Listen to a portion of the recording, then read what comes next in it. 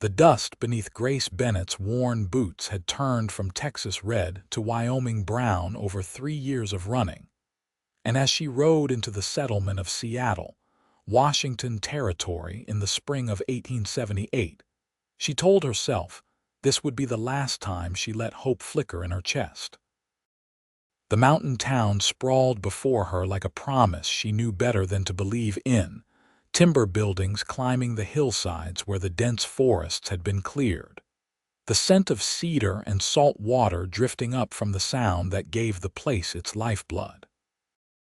She had been rejected so many times before that the ache of it had become something she carried like an old injury, the kind that throbbed before rain came. Her father had rejected her first when she was 18, turning her out after her mother died, because he could not bear to look at a face so similar to the woman he had lost. Then there had been the family in Kansas, who promised her work as a seamstress, but sent her away when they discovered the circumstances of her departure from home.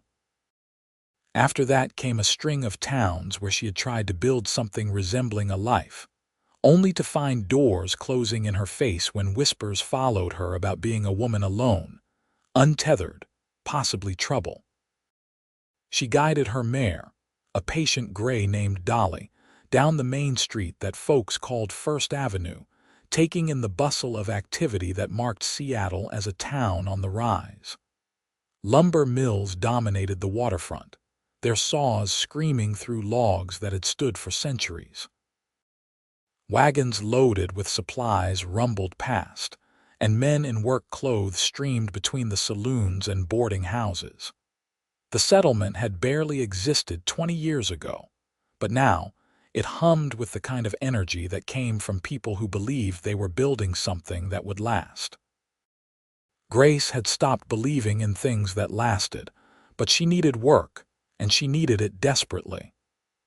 The last of her money had gone to supplies in Olympia, and her stomach had been complaining about the meager meals she had managed for the past week. The Gold Rush Hotel stood 3 stories tall on the corner of First and Washington, its false front painted a hopeful yellow that had faded to the color of old butter. Grace tied Dolly to the hitching post and stood for a moment, gathering the courage that seemed to leak out of her more with each passing year. She was 21 now, and the rejections had taught her to expect the worst while hoping for something just slightly better. Her dress was clean but patched, her dark hair pulled back in a practical bun that did nothing to soften the sharp angles of her face. She had her mother's green eyes and her father's stubborn chin, and she had learned that neither beauty nor determination guaranteed anything except another day of trying. The hotel's lobby smelled of wood smoke and coffee, and behind the desk stood a woman with steel gray hair and the kind of assessing gaze that could measure a person's worth in seconds. Grace approached with her shoulders back, refusing to let the trembling in her hands show. "I am looking for work," Grace said, keeping her voice steady.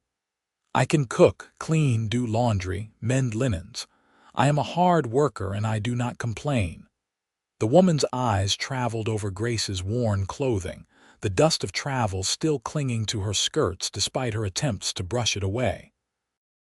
"We have got a full staff," she said, not unkindly but with the finality of someone who had delivered bad news before. "You might try the boarding houses down on 2nd Avenue. They are always needing help with the mill workers." Grace felt the familiar twist in her stomach, that sinking sensation that had become as common as breathing. She nodded, thanked the woman, and turned to leave, already composing herself for the next rejection. But as she pushed through the door, she collided with a solid wall of man that sent her stumbling backward. Strong hands caught her elbows, steadying her before she could fall. "Whoa there," a deep voice said, and Grace looked up into a face that stopped the apology on her lips. He was tall, broad-shouldered in the way of men who worked with their bodies, with dark hair that curled slightly at his collar and eyes the color of whiskey in sunlight. His face was weathered from sun and wind, with lines around his eyes that spoke of squinting at distant horizons. He wore the practical clothing of a working rancher, denim pants and a worn leather vest over a blue shirt, and his hat hung down his back by its cord. But it was his expression that caught her, the way concern immediately softened his features as he made sure she had her footing. "I apologize," Grace said, stepping back quickly, aware that his hands had lingered perhaps a moment longer than necessary on her arms. "I was not watching where I was going." "No harm done," he said, and something in his voice made her glance up again. He was looking at her with an intensity that made her uncomfortable, not because it felt threatening but because it felt like recognition, as though he were seeing something in her that she had forgotten was there. "You all right?" "Yes, thank you." She moved to step around him, but his voice stopped her. "You are looking for work?" Grace turned back, suspicion warring with desperate hope. "I was. The hotel has no openings." "My name is Ryan Jacobson," he said, and extended his hand in a gesture so natural that Grace found herself taking it before she thought better of it. His palm was calloused, his grip firm but careful. "I run a ranch about 5 miles north of town. I have been needing someone to help with the house, cooking for the hands, that sort of thing. My last housekeeper left to get married about a month back, and we have been making do, but I will be honest, we are making a mess of it." Grace studied him, looking for the catch that always seemed to come with offers that sounded too good. "You do not know anything about me. I know you are looking for honest work, and you are willing to ask for it directly," Ryan said. His eyes held hers, and there was something in them that made her breath catch, a warmth that seemed entirely too personal for a stranger.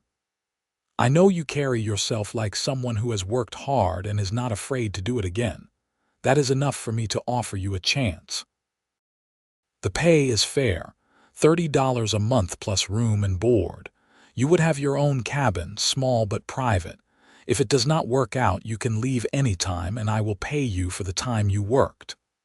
$30 was more than fair. It was generous. Grace felt her heart beginning to race with something that might have been hope if she had not learned to strangle it before it could take root. "Why?" she asked bluntly. "Why would you offer this to a stranger on the street?" Something flickered across Ryan's face, an emotion too quick to name. "Because I have been hoping someone like you would come along," he said simply. "And here you are." The words struck her as odd, almost too intimate, but desperation had a way of making strange things seem reasonable. She needed the work. She needed it badly enough that even if this man's motives were unclear, she could not afford to turn down the offer without at least seeing what he was proposing. "I would need to see the place first," Grace said carefully, "and meet any other workers. I will not put myself in a situation that is not safe." "Fair enough," Ryan said, and his smile was genuine, reaching his eyes in a way that made small lines crinkle at their corners. "I have got a wagon. I was just in town picking up supplies. You can ride out with me, look the place over, meet the hands. If you do not like what you see, I will bring you right back to town before sunset. Do we have an agreement?" Grace looked at him for a long moment, trying to read the truth in his face. He met her gaze steadily, not pushing, just waiting for her decision with a patience that suggested he would accept whatever answer she gave. Finally, she nodded. "All right, let me get my horse." 20 minutes later, they were heading north out of Seattle, with Dolly tied behind Ryan's supply wagon. Grace sat on the bench beside him, acutely aware of his presence, the easy way he handled the reins, the occasional glances he sent her way when he thought she was not looking. The road followed the curve of the Sound for a while before turning inland, winding through stands of massive fir trees that cast everything in green, filtered shadow. "How long have you had the ranch?" Grace asked, more to break the silence than from real curiosity. "About 4 years," Ryan said.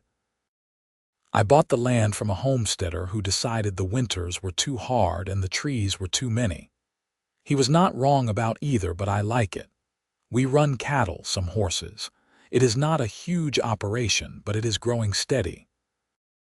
I have got 3 hands who live in the bunkhouse, good men who work hard and keep to themselves mostly. And you need someone to cook for them, among other things," Ryan said. "The house needs cleaning, clothes need mending. Honestly, we have been eating beans and hard bread for a month, and I think the men are about ready to mutiny. I can work cattle all day, but I cannot seem to make a decent biscuit to save my life." Grace felt a small smile tug at her lips despite herself. "That seems to be a common problem among men. You would think one of us would figure it out eventually," Ryan said with a laugh that was warm and unguarded. "But no, we just keep making rocks that vaguely resemble food."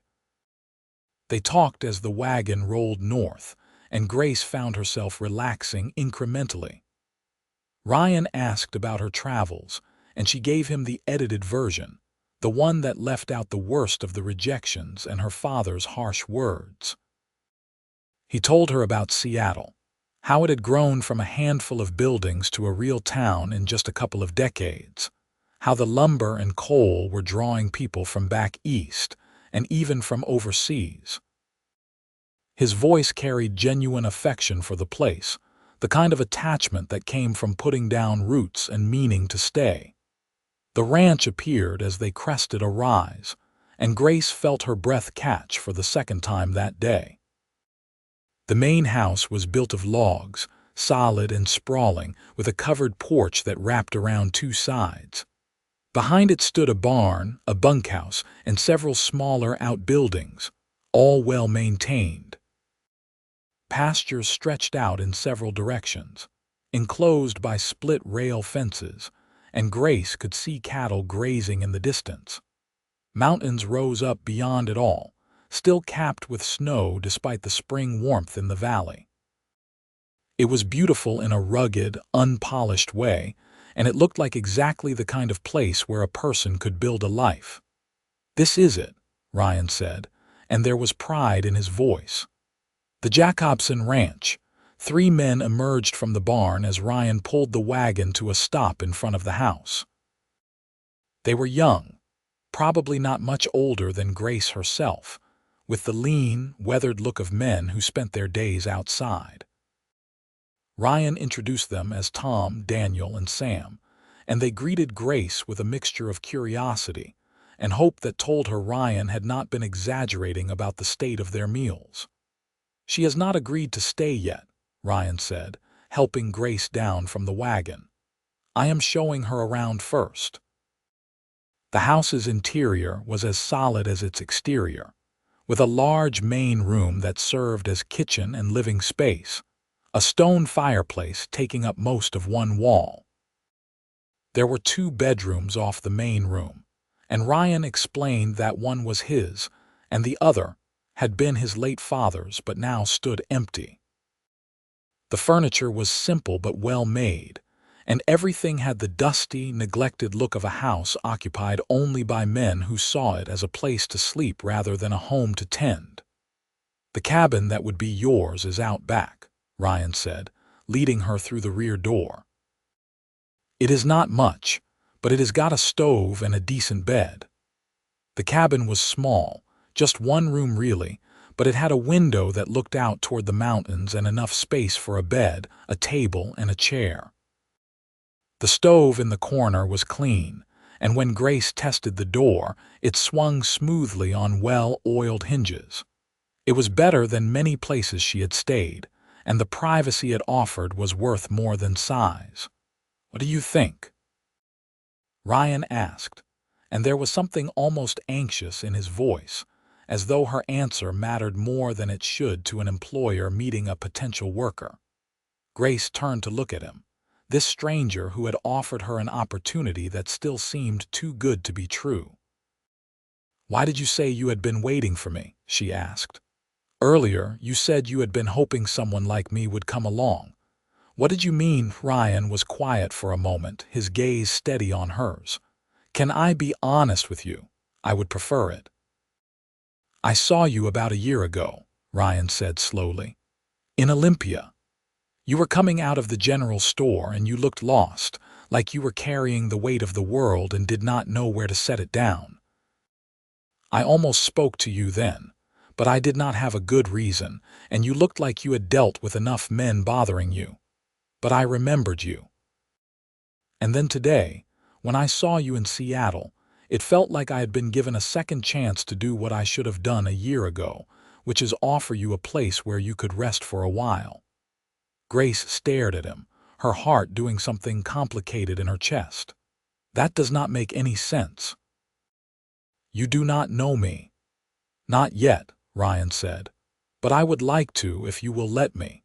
It should have been alarming, this confession from a man she had met hours ago. It should have sent her running back to town, adding him to the list of reasons to keep moving.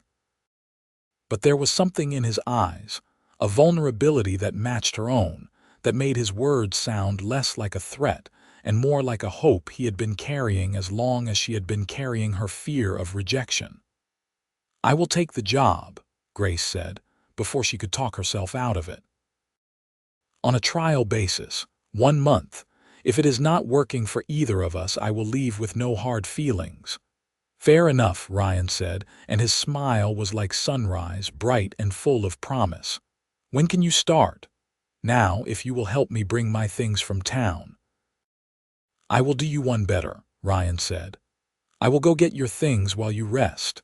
You look like you have been traveling hard, and the hands can show you around, help you get settled. We will have supper when I get back, and you can start fresh tomorrow. How does that sound?" It sounded too generous, too kind, like everything else about this strange turn of events. But Grace was tired of running and tired of rejections and tired of being alone. So she nodded, and Ryan's smile widened, and she let herself hope, just a little, that maybe this time would be different. The next month unfolded in a way that Grace had not expected, each day revealing something new about the ranch and the man who ran it. She fell into the work easily, rising before dawn to start breakfast for the hands, spending her days cleaning and mending and cooking meals that made the men groan with appreciation. Tom, Daniel, and Sam were respectful and grateful, treating her like a miracle sent to rescue them from Ryan's cooking. And they helped with the heavy work without being asked, hauling water and chopping wood for her stove. But it was Ryan who occupied her thoughts far more than was appropriate for an employer. He worked alongside his men most days, riding out before breakfast to check on the cattle or mend fences or handle the 1,000 tasks that came with running a ranch. He came in for meals covered in dust or mud, always apologizing for the mess, always thanking her for the food with a sincerity that suggested he had not forgotten what it was like to eat his own cooking. In the evenings, after supper was done and the hands had retreated to the bunkhouse, he would sometimes sit on the porch while Grace finished cleaning up, and they would talk about small things. The weather, the progress of the spring calves, news from town.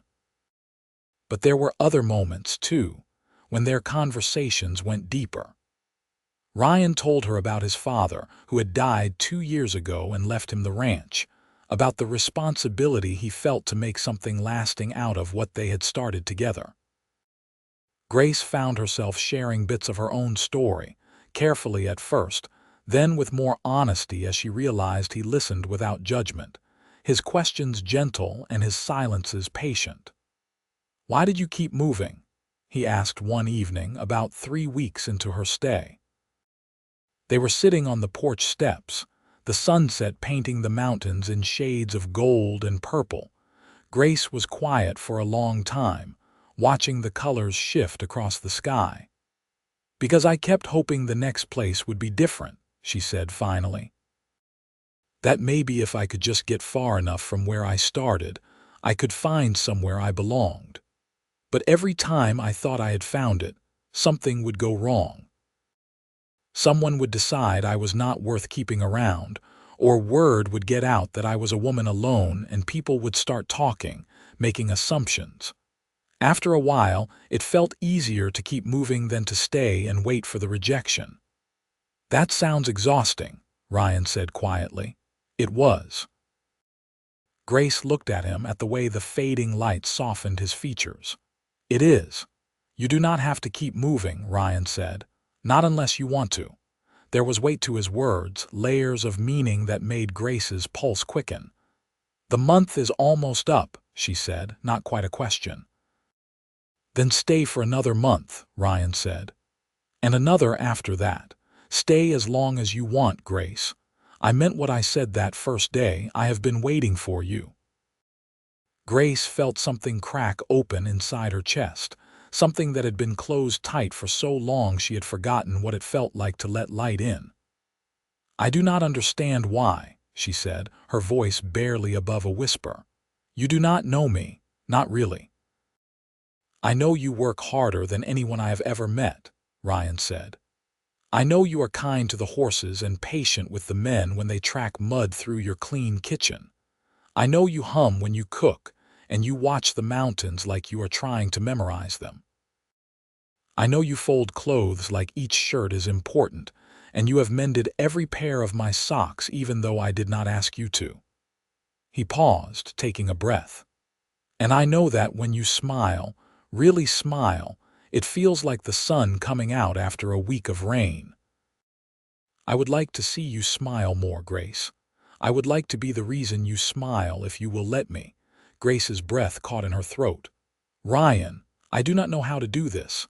I have never let anyone close enough to matter." "Neither have I," Ryan said. "Not since my father died. But I think maybe we could figure it out together, if you are willing to try." She should have been afraid. She should have remembered all the times hope had led to disappointment, all the rejections that had taught her not to trust, not to want, not to expect anything except more leaving. But sitting there on the porch steps with Ryan Jacobson looking at her like she was something precious, Grace found that fear mattered less than the possibility that this time, finally, someone wanted her to stay. "I am willing," she said, and the smile that broke across Ryan's face was worth every hard mile she had traveled to get here. They took it slow after that, building something between them with the same care Ryan put into his fences and Grace put into her cooking.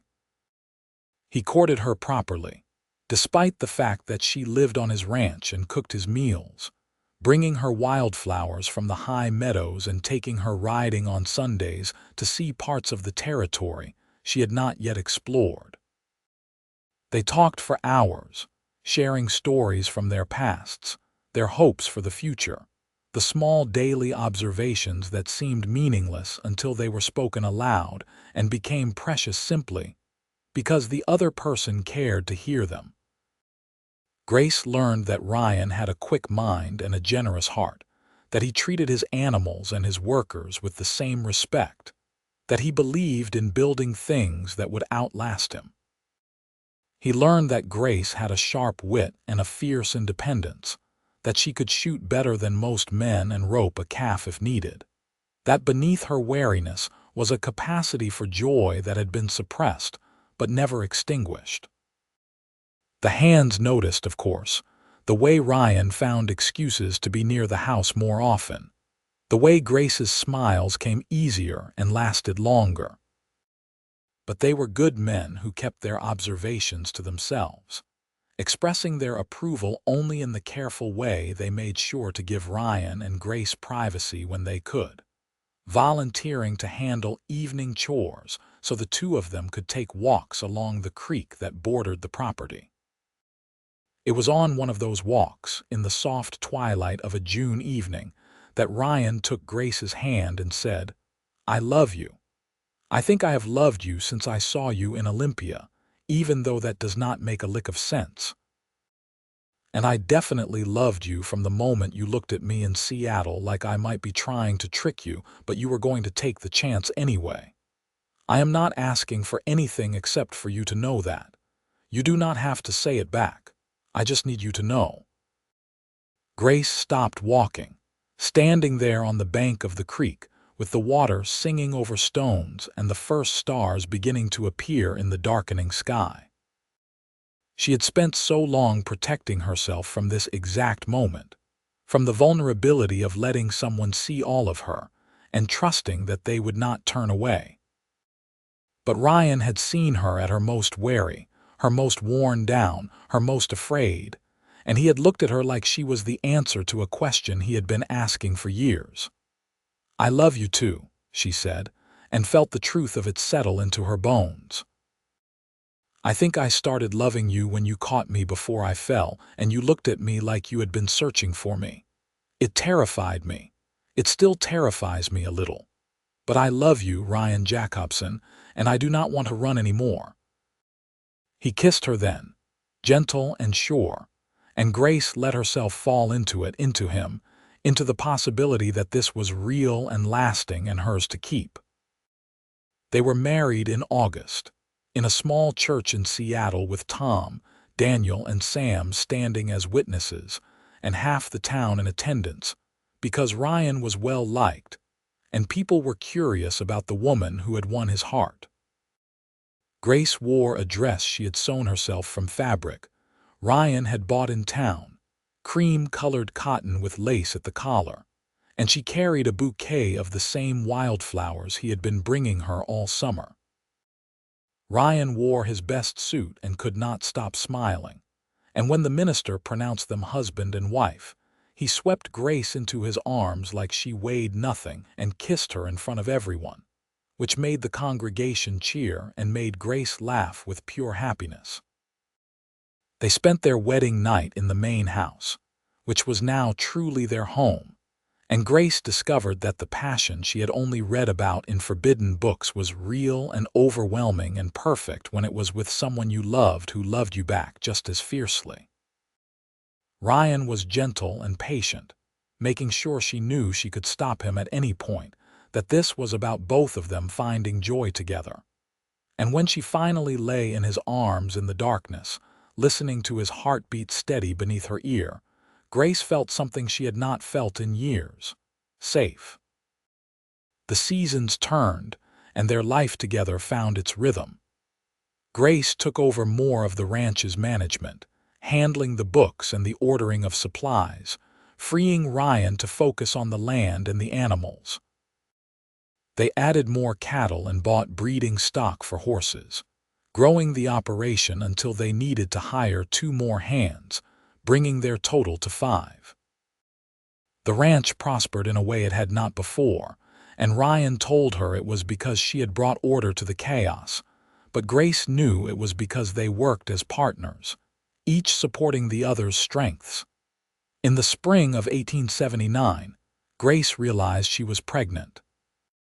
She told Ryan one morning at breakfast, simply saying, "I think we are going to need to build a bigger house," and watching his face transform from confusion to understanding to joy in the space of seconds.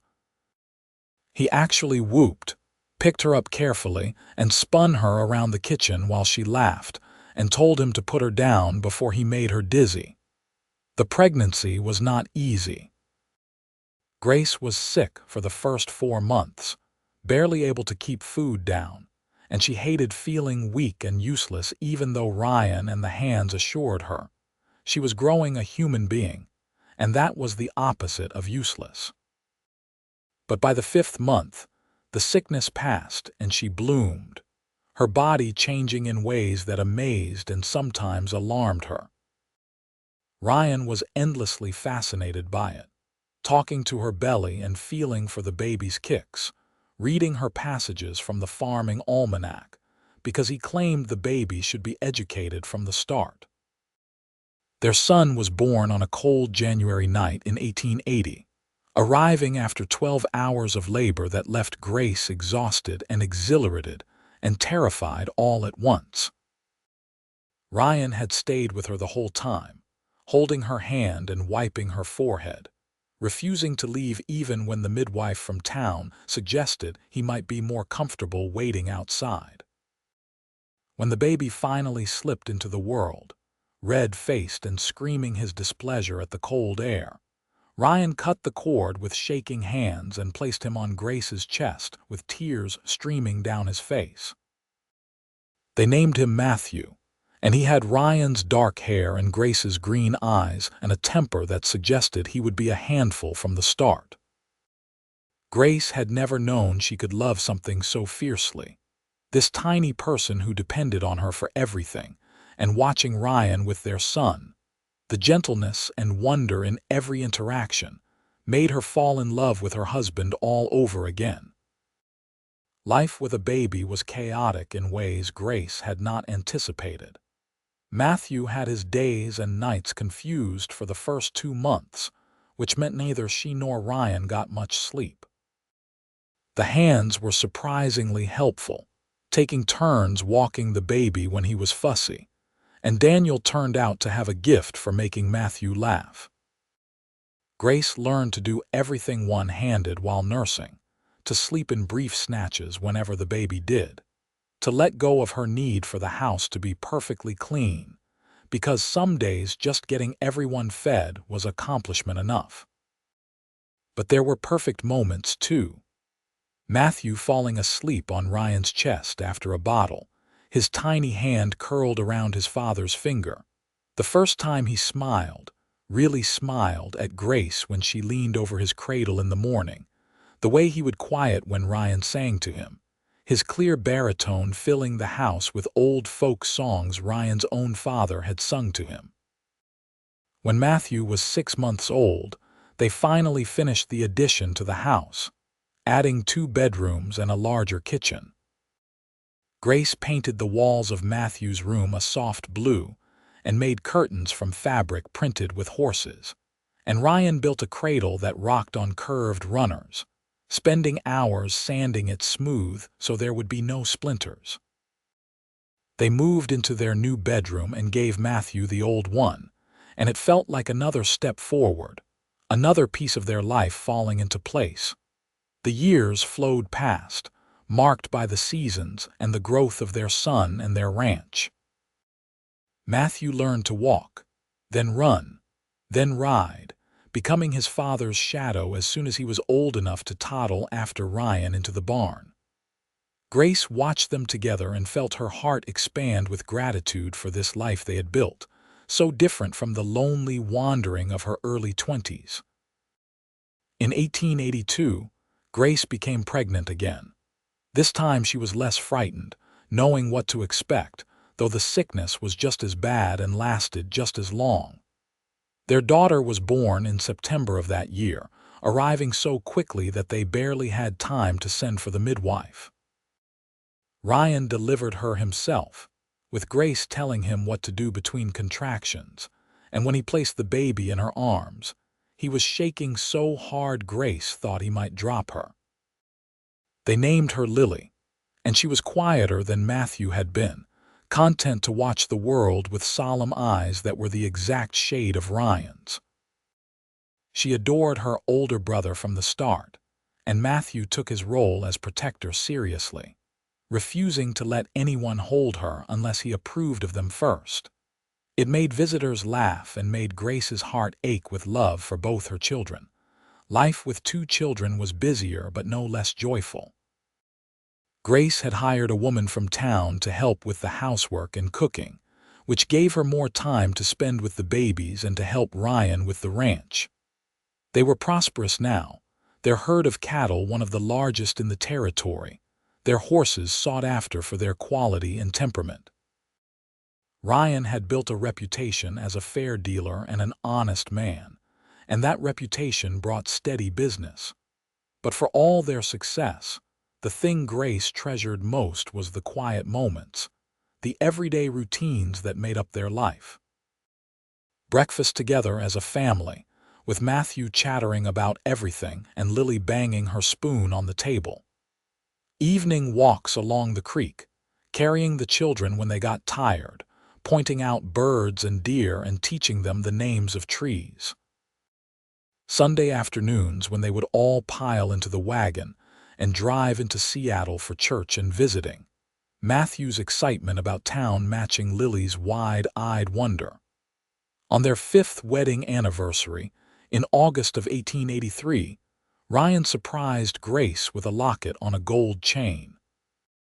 Inside were 2 tiny photographs, one of Matthew and one of Lily, and when Grace opened it, she burst into tears, which alarmed Ryan until she explained they were happy tears, the kind that came from being so full of love there was nowhere else for it to go. "You ever regret staying?" Ryan asked that night, after the children were asleep and they were lying in bed together, her head on his shoulder. "Do you ever wonder what your life would have been like if you had kept moving?"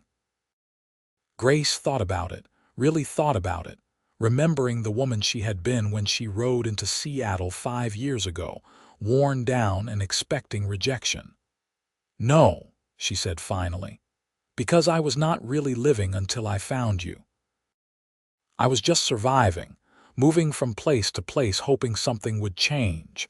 But nothing changed until I stopped running and let myself believe that maybe you meant it when you said you had been waiting for me." "I did mean it," Ryan said, pressing a kiss to her forehead. "And I still mean it. Every day I wake up grateful that you gave me a chance, that you trusted me enough to stay." "You made it easy to stay," Grace said. "You made it easy to love you."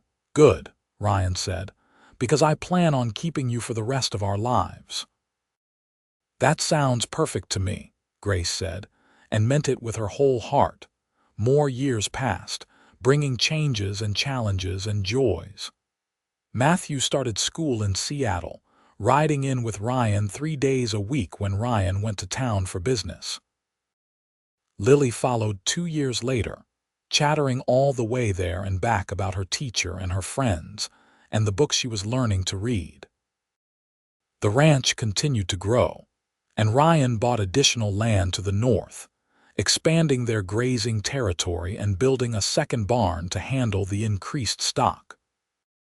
In 1886, when Grace was 29 and Ryan was 32, they welcomed their 3rd child, another son they named Thomas after the hand who had been with them from the beginning and had become like family. Tom the elder had married a woman from Seattle and moved to his own homestead, but he visited often, and he cried when they told him about the baby's name, saying it was the greatest honor anyone had ever given him. Thomas was a sunny baby, laughing more than crying, charming everyone who met him. Matthew and Lily were old enough to help with him, and they delighted in making him smile, competing to see who could get the biggest reaction. Grace watched her 3 children together and marveled at how her life had turned out, how the rejection and loneliness of her past felt like something that had happened to a different person in a different lifetime. The Seattle area was changing too, growing from a rough timber town into a real city. More businesses opened, more people arrived, drawn by opportunities in logging and fishing and trade with Alaska. The Jacobson Ranch became known throughout the territory, supplying beef to the growing population and horses to the logging operations that needed sturdy animals capable of working in the steep, forested terrain. But despite their success and the demands on their time, Ryan and Grace protected their family's rhythms, making sure there was always time for dinners together, for Sunday outings, for the connections that mattered more than money or reputation. They taught their children to work hard but also to appreciate beauty, to be honest in their dealings but also kind to those who had less, to understand that the land and animals in their care were responsibilities, not just resources. On quiet nights, after the children were in bed and the day's work was done, Ryan and Grace would sit on their porch and watch the stars come out over the mountains, talking about everything and nothing, their hands clasped together like they were still courting. Those were the moments Grace loved best, when it was just the 2 of them and the life they had built together. solid and real and nothing like the fearful uncertainty of her past.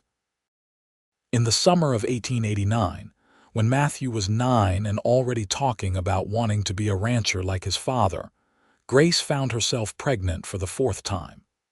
It was unexpected, and at 32, she felt older and more tired than she had with the previous pregnancies. Ryan hovered over her constantly, worried about her health, driving her slightly crazy with his concern even though she loved him for it. Their 4th child, a daughter they named Rose, was born in February of 1890. The labor was long and difficult, and there were moments when the midwife looked worried, but Grace was stubborn and strong, and she pushed through the pain and exhaustion to bring her daughter into the world. Rose was tiny, smaller than the other babies had been, and for the first few weeks, Grace worried constantly, watching her breathe while she slept, making sure she was eating enough. But Rose thrived, growing stronger each day, and by the time spring arrived, she was a healthy, bright-eyed baby who had everyone wrapped around her tiny fingers. Matthew was protective of both his younger sisters, taking his role as oldest seriously. Lily mothered Thomas and Rose with a gentle authority that made Grace smile. Thomas, at 3, was content to play with anyone who would give him attention, and Rose, once they were certain she was healthy, became the baby everyone adored, the final piece of their family puzzle. Life settled into a new normal, busier and louder than before, but no less precious. The ranch required more work as it expanded, and Ryan hired additional hands, including a foreman to help manage the increased workload. Grace focused on the children and the household, though she still kept the ranch's books and handled negotiations with buyers, her sharp mind for numbers and fair dealing making her a formidable businesswoman. The children grew and changed, developing personalities that delighted and occasionally frustrated their parents. Matthew was serious and responsible, always thinking 3 steps ahead. Lily was creative and compassionate, drawing pictures of everything she saw and making up elaborate stories for her younger siblings. Thomas was the charmer, able to talk his way out of trouble with a grin that reminded Grace of Ryan. And Rose, as she grew, revealed herself to be fearless and determined, climbing everything she could reach and refusing to accept that she was too little to do anything her older siblings could do. In 1892, when Grace was 35, tragedy struck the territory. A massive wildfire swept through the forests east of Seattle, destroying homesteads and killing livestock, filling the sky with smoke so thick that day looked like twilight. The Jacobson ranch was far enough from the burn area that it was never in direct danger. But Ryan and his men went to help fight the fire and assist with evacuations, leaving Grace to manage the ranch with the remaining hands and keep the children calm despite their fear. Ryan was gone for a week, and every day Grace stood on the porch watching the smoke-darkened sky, praying for his safety and trying not to let the children see her worry.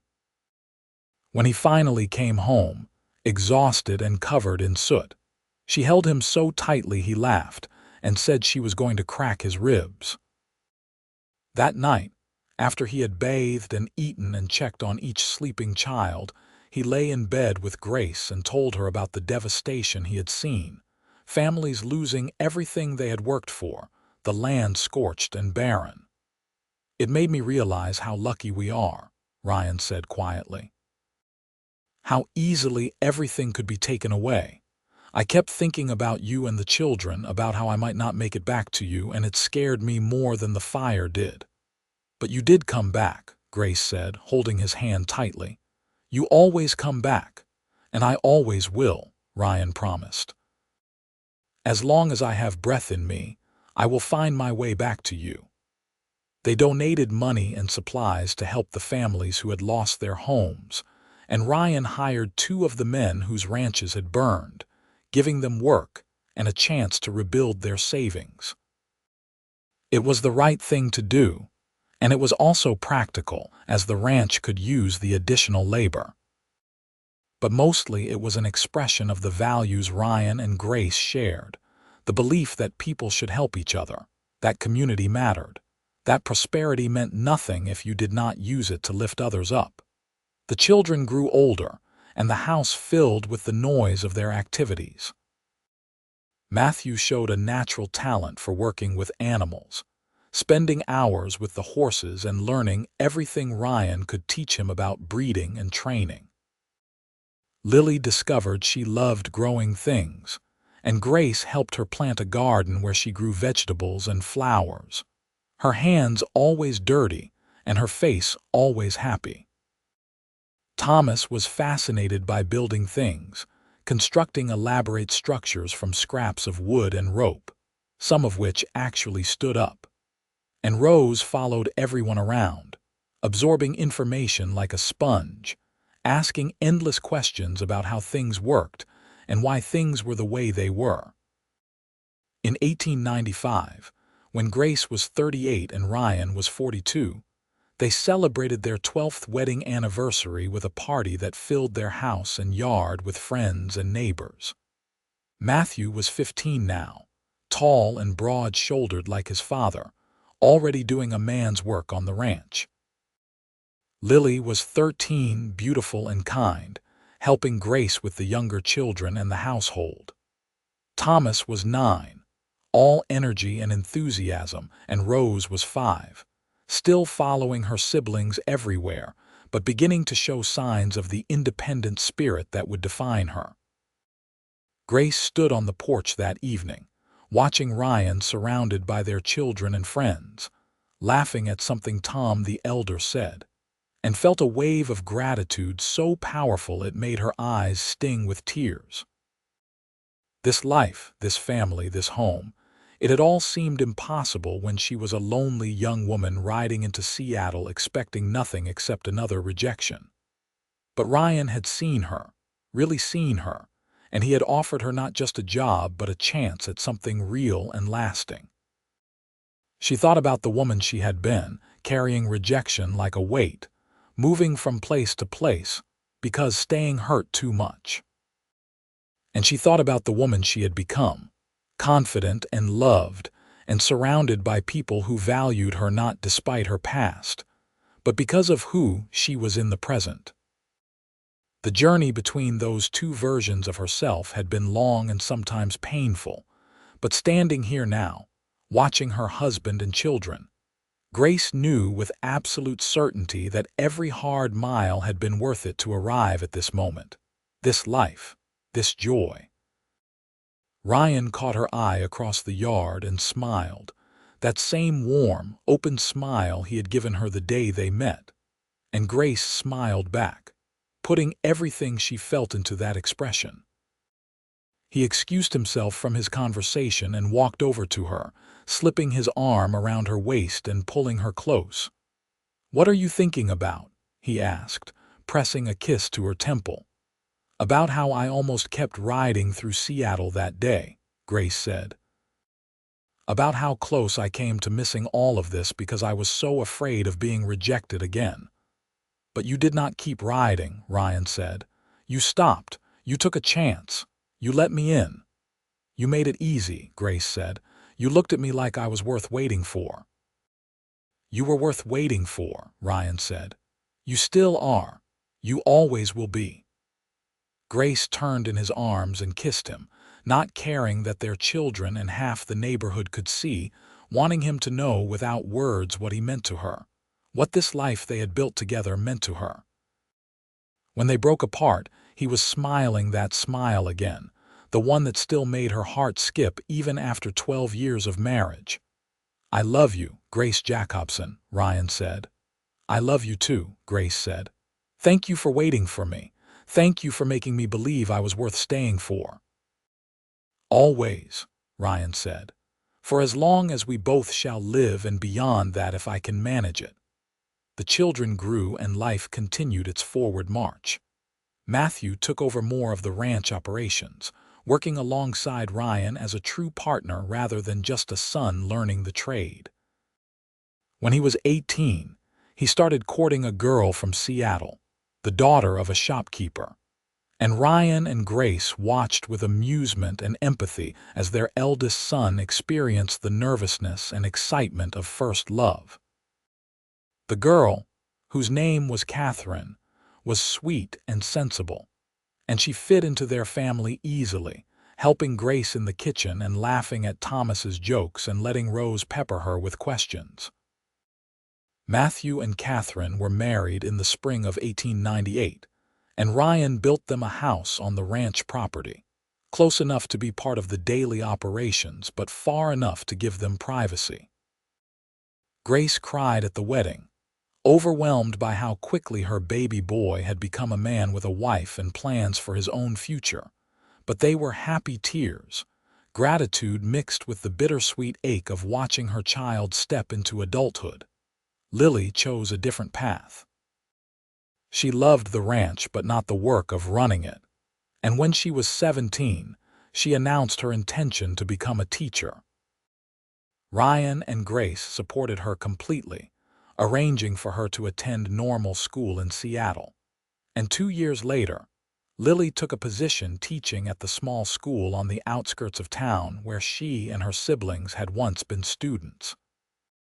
She still lived at home, riding in with Ryan several mornings a week, and she filled the house with stories about her students and the satisfaction she found in helping children learn.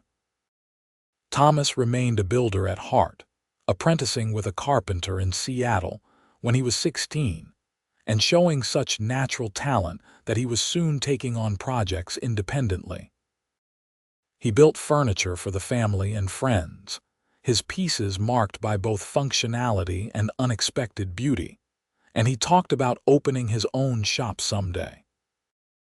And Rose, true to the determination she had shown from babyhood, declared at 12 years old that she wanted to run the ranch when she grew up. Matthew already had his own section of the operation, and Rose saw no reason why she could not manage hers. Ryan and Grace exchanged glances, and then Ryan shrugged and said, "All right then, you better start learning," and began teaching her everything he taught Matthew, from managing accounts to delivering calves. In 1900, as the new century dawned, Grace was 43 and Ryan was 47, and they sat on their porch on New Year's Eve watching fireworks that someone had set off in the distance. The children grown or nearly so, the ranch thriving, their life together everything she had never let herself dream of having. "Do you ever think about that day we met?" Grace asked, her head resting on Ryan's shoulder. "How strange it was, how you said you had been waiting for me." "I think about it all the time," Ryan said. "How I almost did not go into town that day. How I almost let you walk away without speaking to you. How many small things had to line up perfectly for us to find each other.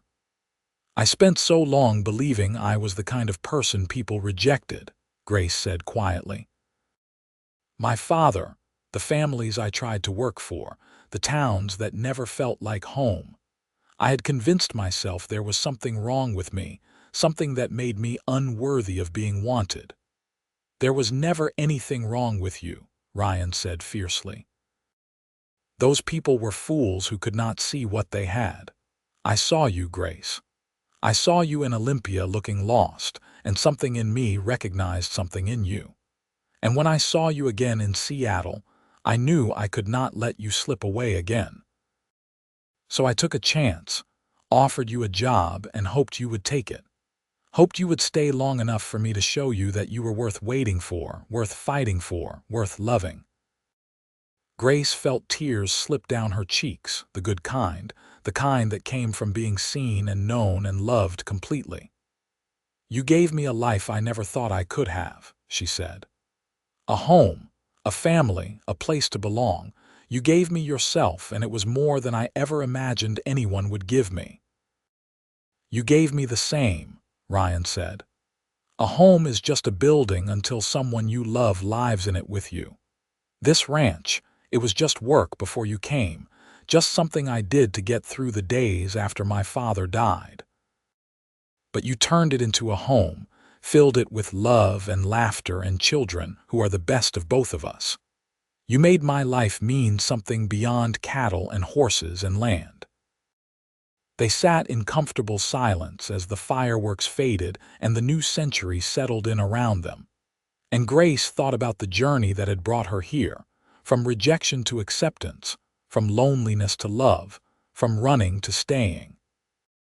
It had not been an easy path, but it had been worth every difficult step, every moment of doubt, every fear she had pushed through to get to this place, this man, this life.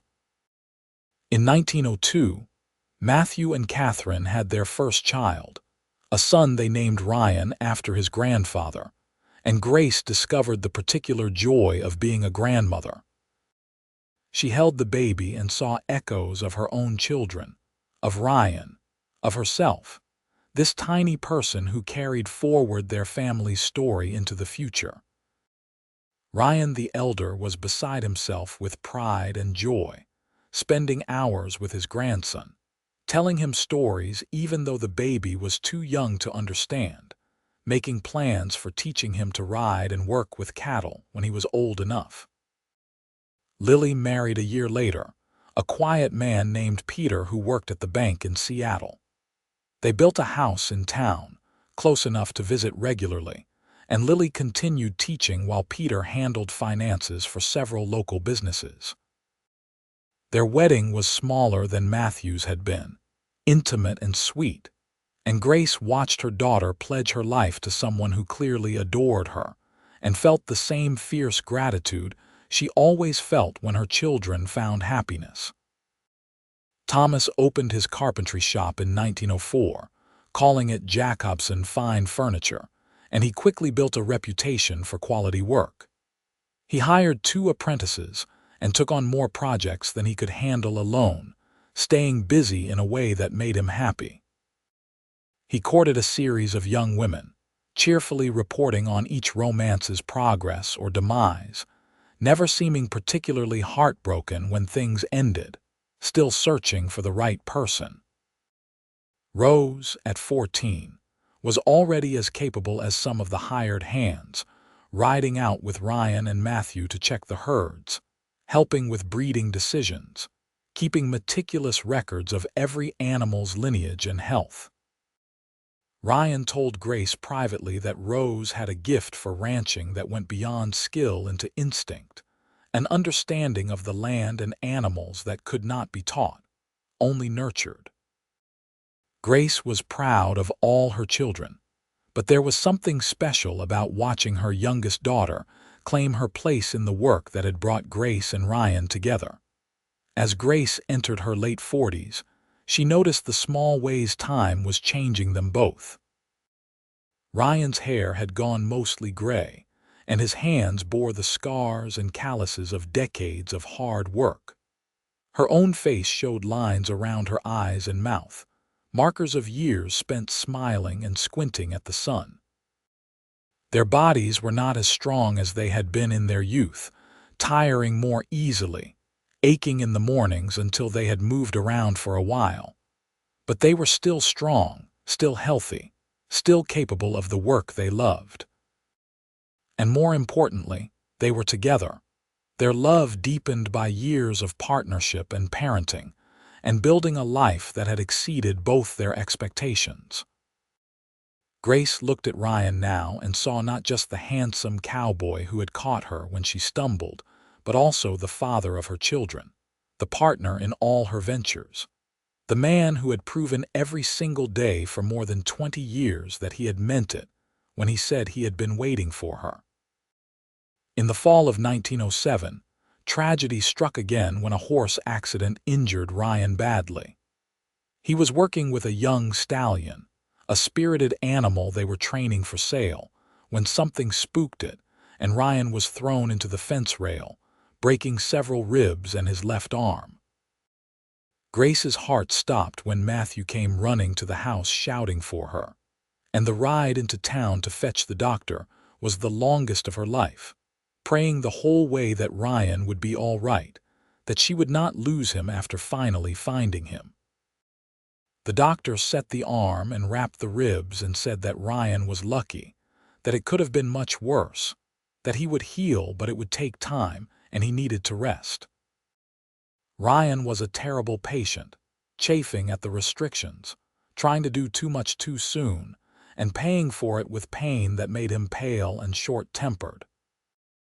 Grace nursed him with patience and firmness, refusing to let him push himself before his body was ready, enlisting the children's help to keep him occupied and relatively still.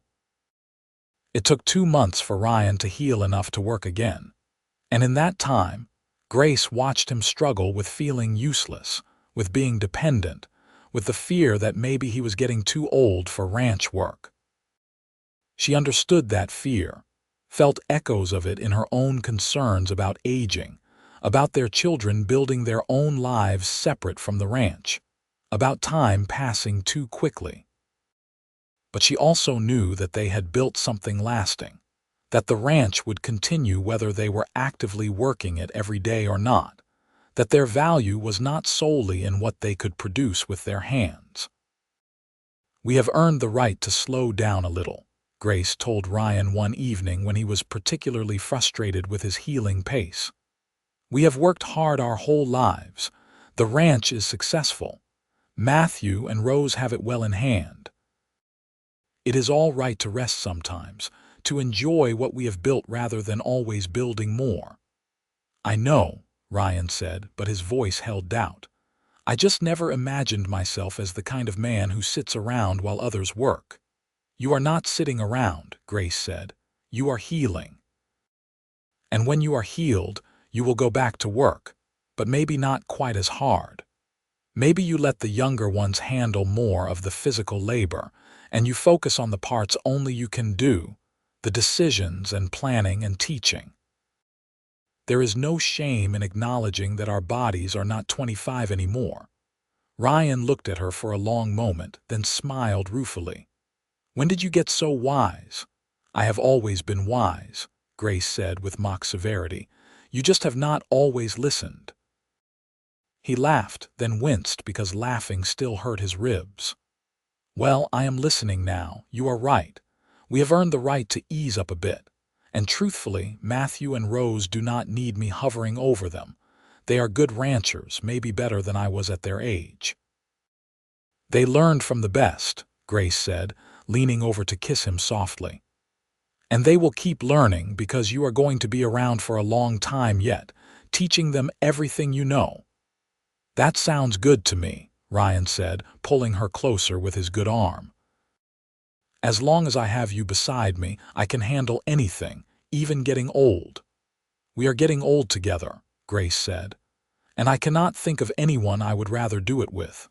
Ryan healed, though he was never quite the same after the accident. He moved a bit slower, tired more easily, and there were days when his ribs ached regardless of the weather.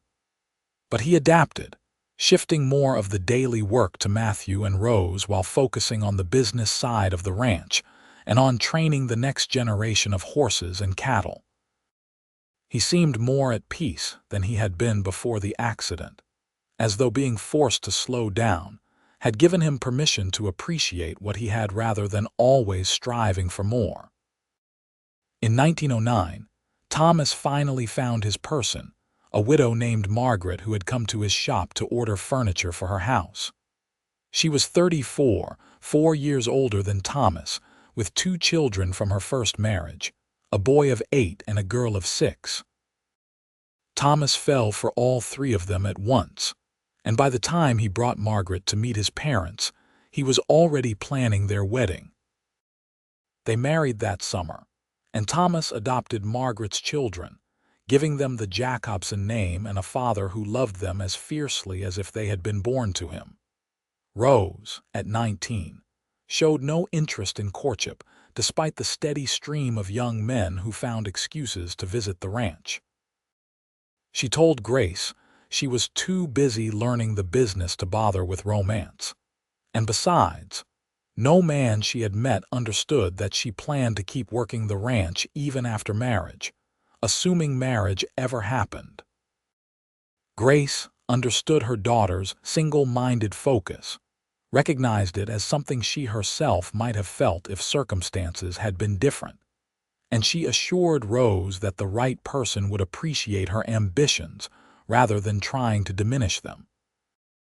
In 1910, Grace was 53 and Ryan was 57, and they had been married for 27 years.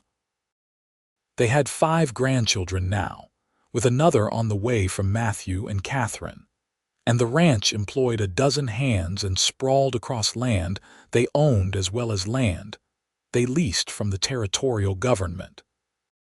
Seattle had grown into a real city, connected by rail to the rest of the country, its population swelling with newcomers drawn by opportunity. Grace and Ryan took a trip that fall, leaving the ranch in Matthew and Rose's capable hands, and taking the train to visit Lily and Peter in Seattle, then continuing east to see parts of the country neither of them had visited before. They spent a month traveling, seeing mountains and prairies and cities that took Grace's breath away with their size and energy. But by the end of the trip, she was ready to go home, missing the ranch and the family and the life they had built there. "I thought I might want to see more of the world," Grace said on the train ride back to Seattle. "But it turns out everything I want to see is right where we started." "I know what you mean," Ryan said. "It has been good to travel to see new places, but home is home." "I have been ready to get back since about 2 days after we left." They returned to the ranch on a crisp October afternoon, and the house was full of family waiting to welcome them back. Matthew and Catherine with their 3 children, Thomas and Margaret with their 2, Lily and Peter and Rose, who had been managing things while they were gone and was bursting with reports on everything that had happened. They sat around the big dining table that evening, the one Ryan had built when the children were small, and that had been extended twice to accommodate everyone.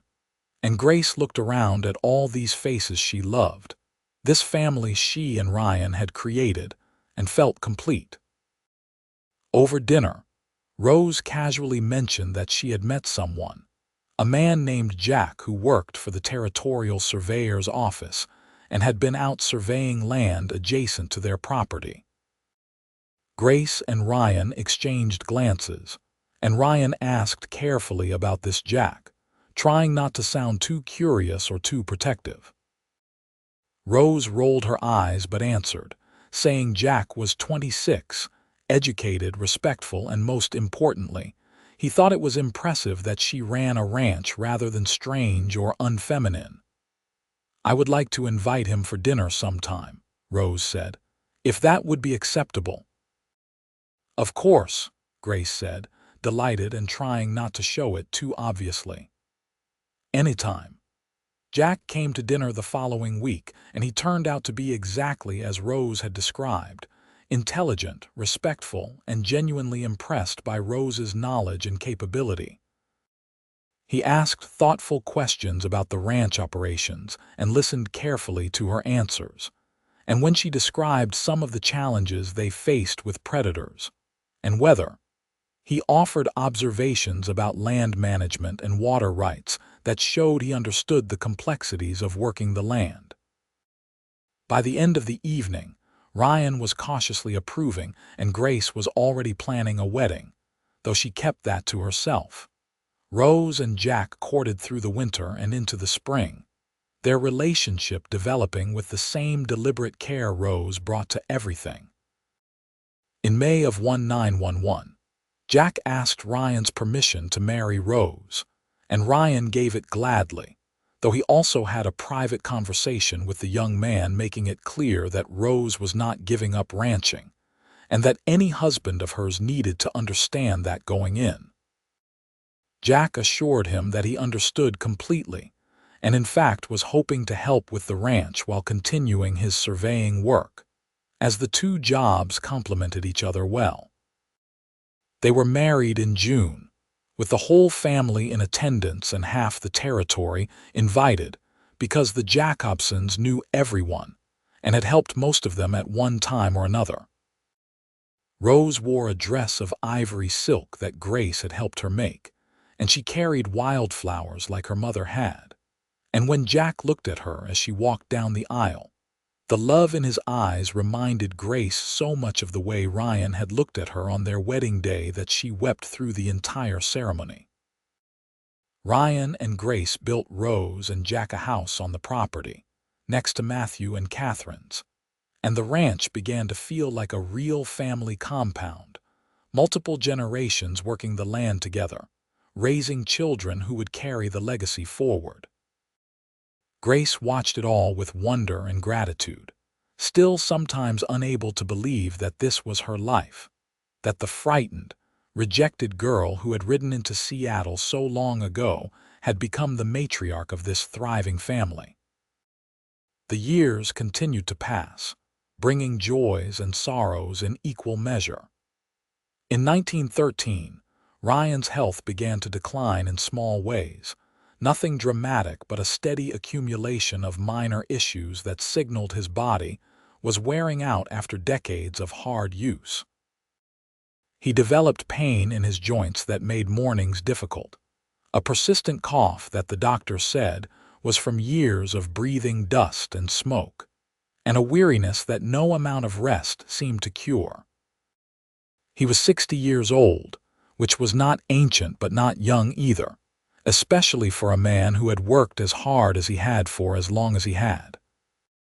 Grace watched him with concern and love, helping him manage the pain, making sure he rested, taking over more of the ranch's administrative work so he could focus on the parts he enjoyed most, which was working with the horses and teaching his grandchildren everything he knew.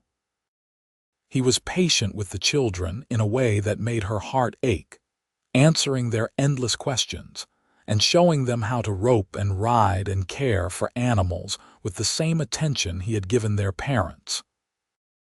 In the summer of 1914, Grace was 57 and Ryan was 61, and they celebrated their 31st wedding anniversary with a quiet dinner, just the two of them on their porch under the stars.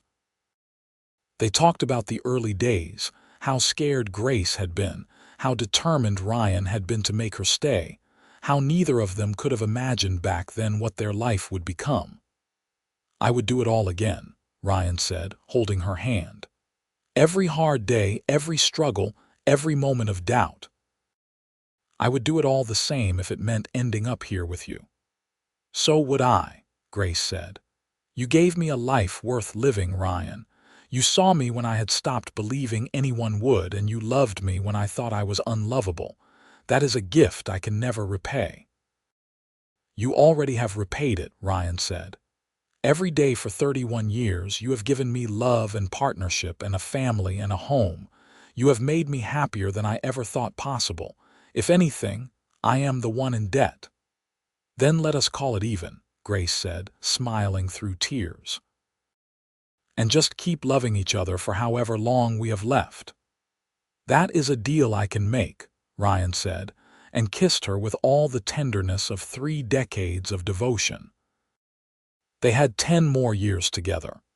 Years marked by growing grandchildren and increasing aches, and the quiet satisfaction of watching the ranch they had built continue to thrive under Matthew and Rose's management. Ryan's health declined gradually but steadily, and by 1922 he was mostly confined to the house, his body finally giving up after a lifetime of demanding work. Grace tended him with the same fierce devotion she had brought to every aspect of their life together, reading to him, reminiscing about old times, making sure he was comfortable. He died peacefully in February of 1924, in their bed with Grace holding his hand and all their children gathered around. His last words were, "I waited for you," and Grace understood that he meant he had waited for her all those years ago, and he would wait for her again, wherever he was going, until they could be together once more. She kissed him goodbye through her tears and told him she loved him, and then he was gone, and her heart broke in a way she had not known was possible. But even in her grief, Grace was not alone. Her children surrounded her with love, and her grandchildren filled the house with noise and life. And the ranch continued its rhythms, because that was what Ryan would have wanted. She lived another 8 years after his death, watching more grandchildren arrive, and some of them grow old enough to start helping with the ranch, seeing the legacy they had built extend into the future in ways both large and small. Grace died in her sleep in March of 1932, at the age of 75, in the house Ryan had built for them, surrounded by photographs of their family and memories of a life well lived. She was buried beside Ryan on a hill overlooking the ranch, their graves marked by simple stones that bore their names and the dates of their lives, and a single line that Matthew had chosen. They found each other. And the ranch continued on, passed down through generations of Jacobsons who worked the land and raised families, and told stories about the woman who had ridden into Seattle expecting rejection, and the man who had been waiting for her all along, proving that sometimes, against all odds and expectations, love finds a way to bloom even in the hardest soil, growing into something that lasts far beyond a single lifetime.